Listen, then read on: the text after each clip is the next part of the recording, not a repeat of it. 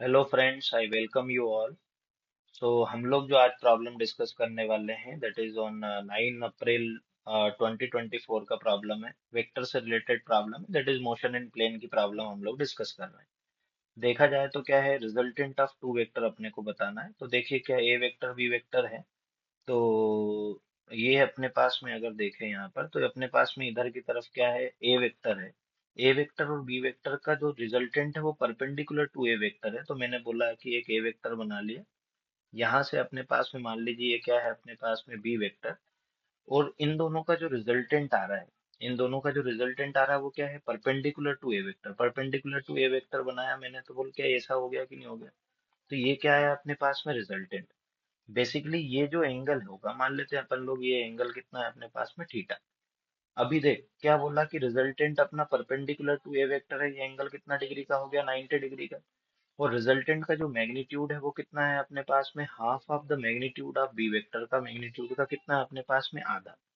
बोलिए अगर इस तरह की सिचुएशन होगी तभी ये पॉसिबल है कि नहीं। अगर वेक्टर को सॉल्व करना है अपने को तो बोलिए इन दोनों का, इसका और इसका रिजल्टेंट वर्टिकल कब आ सकता है।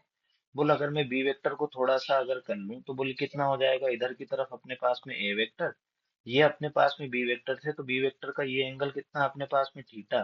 तो बेसिकली ये वाला जो कंपोनेंट होगा ये कितना आएगा, क्या magnitude of B vector into कितना हो जाएगा, कोस थीटा। जिसके साथ थीटा होता है उसके साथ क्या आता है, कोस थीटा। और जिसके साथ अगर बोले उसके परपेंडिकुलर एक्सिस पे क्या आएगा, तो क्या बी वेक्टर इंटू कितना हो जाएगा, साइन थीटा हो जाएगा कि नहीं हो जाएगा। तो बेसिकली आप देखिए तो क्या रिजल्टेंट किसके बराबर आ रहा है अपने पास में। इसी सिचुएशन में देखें तो रिजल्टेंट किसके बराबर आ रहा है, magnitude of B vector into cos theta. तो बेसिकली रिजल्टेंट जो बराबर आया वो किसके बराबर आया, मैग्नीट्यूड ऑफ बी इनटू कितना आया अपने पास में, cos थीटा। और रिजल्टेंट का मैग्नीट्यूड अपने को पहले से दिख रहा है यहाँ पर कि magnitude of B vector upon में 2, तो ये कितना हो जाएगा, magnitude of B vector into कितना हो जाएगा, cos थीटा। बी वेक्टर ने बी वेक्टर को मार दिया। तो यहाँ से देखा जाए तो cos थीटा की वैल्यू कितनी आई अपने पास में, 1/2। मतलब थीटा का जो वैल्यू आएगा यहाँ से देखोगे तो कोस थीटा 1/2 किसके लिए होता है अपने पास में, क्या 60 डिग्री के लिए होता है कि नहीं होता है।